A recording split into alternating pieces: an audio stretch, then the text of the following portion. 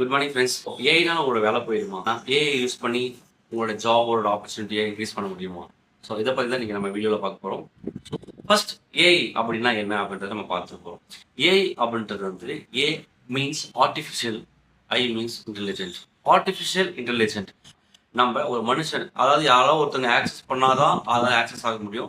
எக்ஸாக்டா அதால ஓன ஆக்சஸ் ஆக முடியாது. ஏஐன்றது வந்து பாத்தீங்கன்னா ஒரு கம்பெனில நிறைய இடத்துல யூஸ் பண்றாங்க. டிசைன்ல இருந்து, வெப் டெவலப்மெண்ட்ல இருந்து, கோடிங்ல இருந்து, ஆண்ட்ராய்ட் டெவலப்மெண்ட்ல இருந்து, ப்ரொக்யூர்மெண்ட்ல இருந்து எல்லாத்துக்குமே நிறைய இடத்துல ஏஐ யூஸ் பண்றாங்க. ஆனா 100% ஃபுல்லா யூஸ் பண்றாங்களா அப்படின்னு கேட்டா கிடையாது. ஒரு 20 to 30% தான் என்ன பண்றாங்கன்னா ஏஐ யூஸ் பண்றாங்க. மேக்ஸிமம் 50% கூட யூஸ் பண்றாங்க.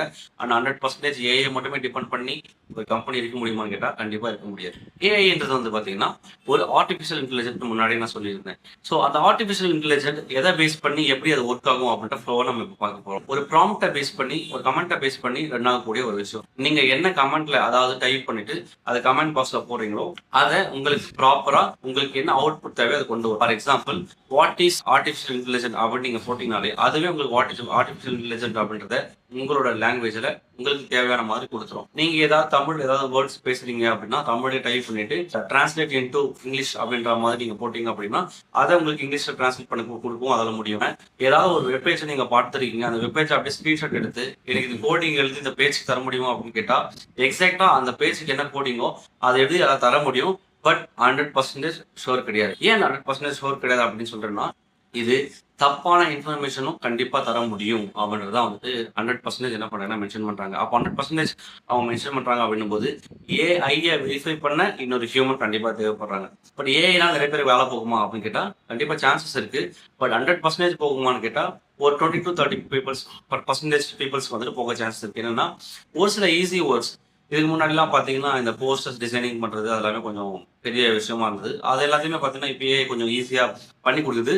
பட் நாட் 100% ப்ராப்பர் 100% பண்ணி கொடுக்குது அப்படின்னு கேட்டால் கிடையாது. ஒரு சில சேஞ்சஸ் கண்டிப்பாக பண்ணுற மாதிரி தான் இருக்குது. அதே மாதிரி தமிழ் வேர்ட்ஸ் யூஸ் பண்ணும்போது, தமிழ் லெட்டர்ஸ்ல இருக்கிற வேர்ட்ஸ் யூஸ் பண்ணும்போது அதில் ஒரு சில இடத்துலலாம் தமிழ் வேர்ட்ஸை தப்பாக தான் கொடுக்குது. இன்னுமே எக்ஸாக்டான வேர்ட்ஸை வந்துட்டு தமிழ் 100% வந்துட்டு கொடுக்கறதுக்கு இன்னும் ஏஐயால முடியல. ஸோ தட் அது ஒரு பின்னாடி போயிட்டு தான் இருக்கு. அதையுமே 100% கொடுத்து வைப்பாங்கன்னு நினைக்கிறேன். பட் ஒரு விஷயத்த மட்டும் அதெல்லாம் பண்ண முடியாது. ஃபார் எக்ஸாம்பிள், எனக்கு என் ஒர்க் இப்படித்தான் இருக்கணும் அப்படின்ற மாதிரி யாராவது ஒருத்தவங்க ஒரு ப்ராஜெக்ட் கொண்டு வராங்க அப்படின்னா அப்படி அந்த ப்ராஜெக்ட் அதை எக்ஸ்பிளைன் பண்ணாலும் அவங்களோட எக்ஸ்பெக்டேஷனுக்கு ஏற்ற மாதிரி அதை ஏஐயால எக்ஸாக்டாக என்ன பண்ண முடியல, மாற்ற முடியும். ஃபார் எக்ஸாம்பிள், இந்த ஏசி கம்பெனிஸ், அதுக்கப்புறமா அந்த கார் கம்பெனிஸ்லாம் பார்த்தீங்கன்னா அவங்களோட ப்ராடக்ட்டை டிசைனிங் கண்டிப்பாக பண்ணுறதுக்காக என்ன பண்ணுவாங்கன்னா கோரல் ட்ரா இந்த மாதிரியான சாஃப்ட்வேர்ஸ் என்ன பண்ணுவாங்க, யூஸ் பண்ணுவாங்க. ஸோ இந்த மெக்கானிக்கல் ரிலேட்டடான கம்பெனிஸ் அவங்களோட அந்த டிசைனிங்ஸ் ஒர்க்ஸ் எல்லாத்தையுமே ஏஐக்கு கொடுக்க முடியாது.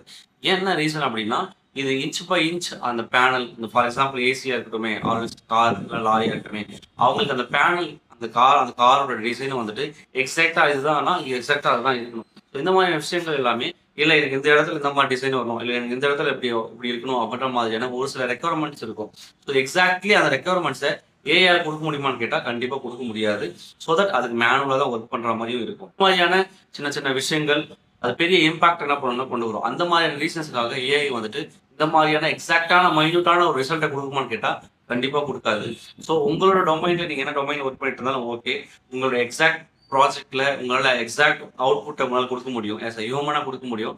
பட் ஆஸ் யூஸ்வலா நீங்களுமே ஏஐ என்ன பண்ணுவீங்கன்னா யூஸ் பண்ணுவீங்க. என்ன ரீசனுக்காகனா ஒரு சில கோடிங்ஸ் எப்படி எழுதுறது, இன்கேஸ் ஃபார் எக்ஸாம்பிள் நீங்க வெப் டெவலப்மெண்ட்டா நீங்க யூஸ் பண்ணிட்டு இருக்கீங்கன்னா வெப் டெவலப்மெண்ட்ல இந்த பேஜ்ல எனக்கு இந்த மாதிரியான டிசைனிங்ஸ் வந்தா நல்லா இருக்குமே அப்படின்ற அந்த பர்டிகுலர் பார்ட்டுக்கு நீங்க ஏஐ போய் யூஸ் பண்ணலாம்.